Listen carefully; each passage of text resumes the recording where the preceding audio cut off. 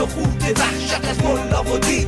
میگی نه پاشو بیا و ببین، پاشو دیگه بحث سکوت رسیده، دیگه وقت سقوط وحشت از ملا و دین. میگی نه پاشو بیا و ببین. امامه به سر عبا به دوش، یه مش وحشی و آدم فروش ریختن یه توی ایران زمین، گرفتن قدرت و با زور دین، اسمشو گذاشتن انقلاب، ضربه چماق و سر حجاب زدن توی سر جوون و پیر. 30 سال گذشت دیگه داره میشه دیر. پاشو دیگه بس سکوت رسیده، دیگه وقت سقوط وحشت از ملا و دین. میگی نه پاشو بیا و ببین، پاشو دیگه بس سکوت رسیده، دیگه وقت سقوط وحشت از ملا و دین. میگی نه پاشو بیا و ببین.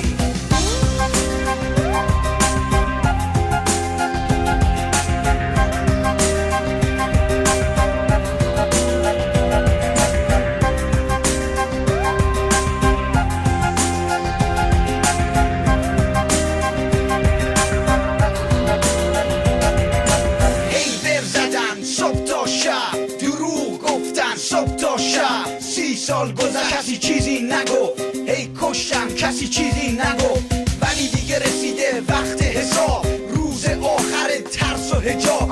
چشماتو واکن تو خواب نباش، بهشت و ول کن زندگی رو باش. دیگه چقدر آخه ساکت بشینیم، همش مرگ و وحشت ببینیم. ارواح همشون دارن اینا ایمان، ببین که آورد